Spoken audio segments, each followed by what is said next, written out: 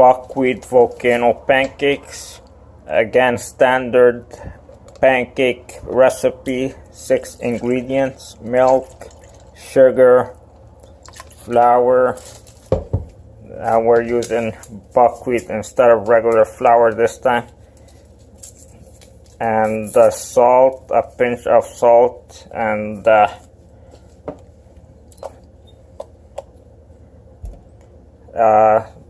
egg. Some video editing magic for you. Okay.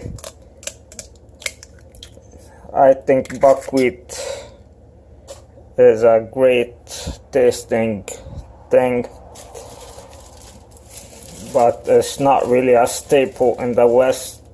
The only true staples, in my opinion, in the West, in North America at least, are rice and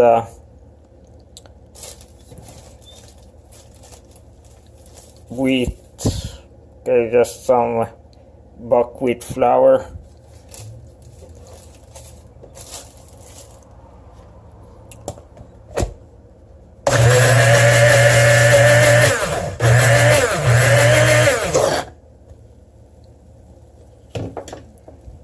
It's great tasting, gluten free, except that the only thing is that it has a little bitter aftertaste. I didn't put too much liquid because I'm not sure how much is gonna absorb the liquid, and yeah, it doesn't seem to be absorbing much liquid, the buckwheat flour.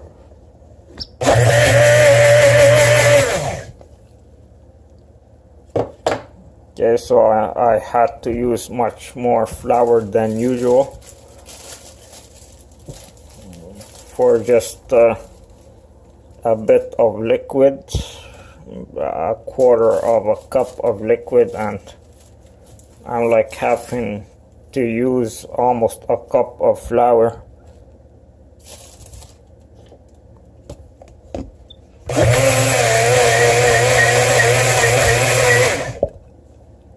Wow, still runny, very runny. Again, the key with my pancake recipes is the consistency. You can put as much ingredients as you want, unless the consistency doesn't meet the criteria. The thickness, a thick, slimy consistency.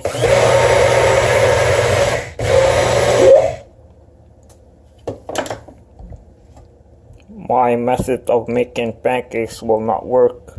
Still too runny. It has to be very, very thick. Flow like lava.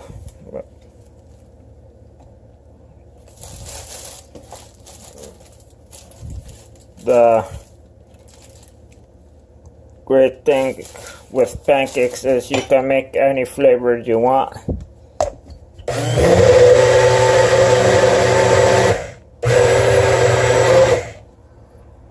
Put some, just a little thicker, and it will be good to go. Put some cocoa powder for chocolate flavored pancakes.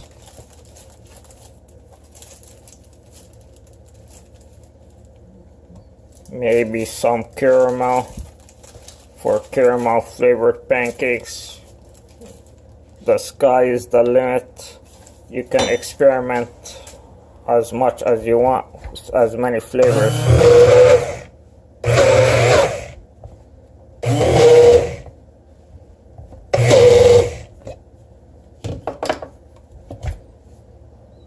Okay, that's good.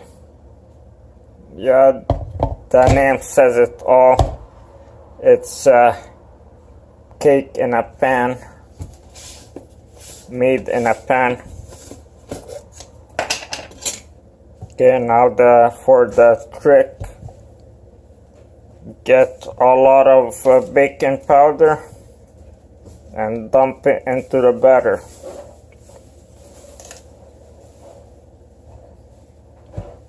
Okay, then maybe a little more. Mix it with the spoon. Mix it well, and that's it.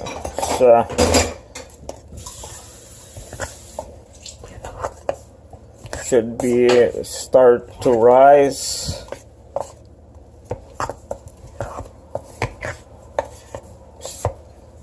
Become aerated.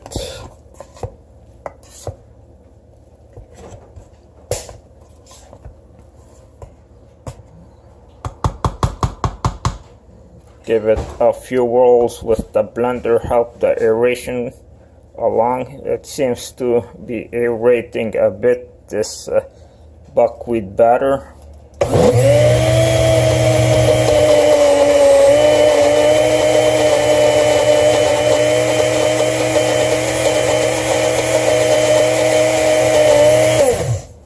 It's interesting, it's much gooier batter than I'm used to. Yeah, there's some aeration for sure, as you can see. Okay, it's time to start cooking. After a few minutes, the batter puffed up nicely, a bit more. The smallest pan you have, fill it to the brim with batter and put it on gas mark 3, like so.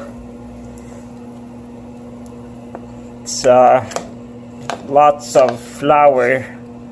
What I noticed is the more flour you put in your batter, the more filling the end product will be.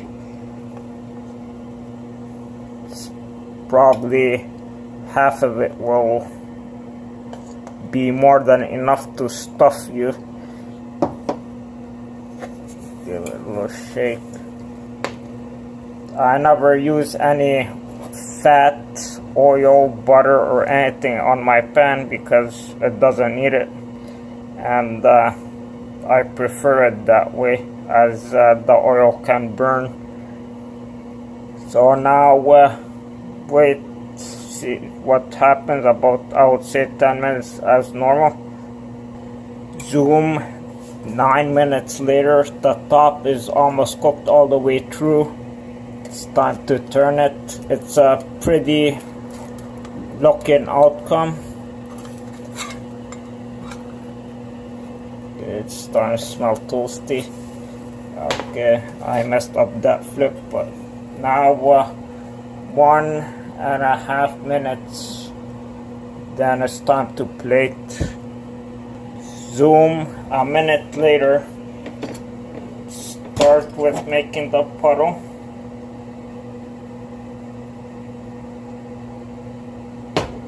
Okay, put the pancake on the puddle. It looks like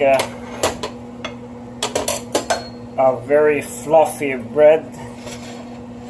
The outcome might be very pleasing. Okay, make the crater.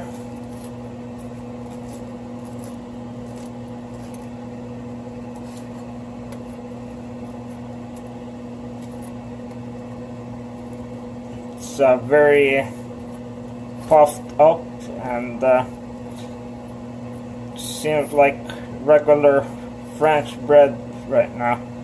I am guessing you can probably make French bread using this method. I think I will try that. Why not?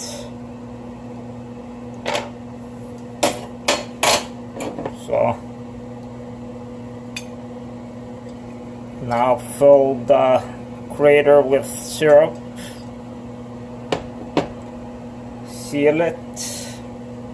And that's it. That's a volcano pancake. Let's get a piece.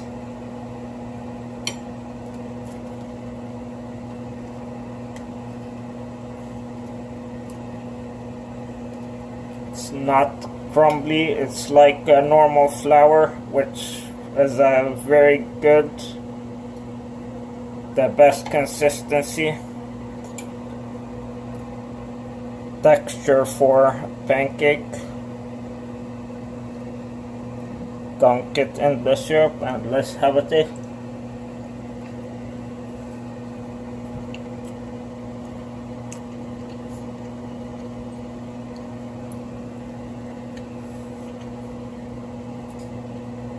So that's not the flavor of normal pancakes for sure.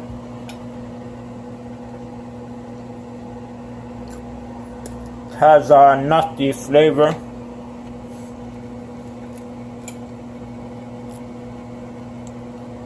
The texture is there. The best texture so far of a non-gluten free pancake.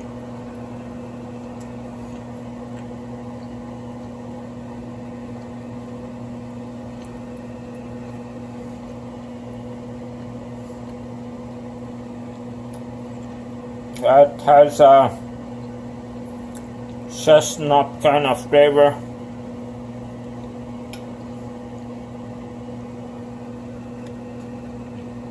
No bitter aftertaste.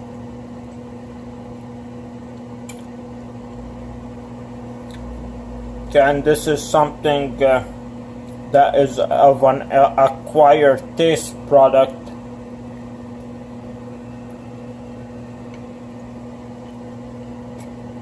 Very acceptable. Maybe if you're used to buckwheat.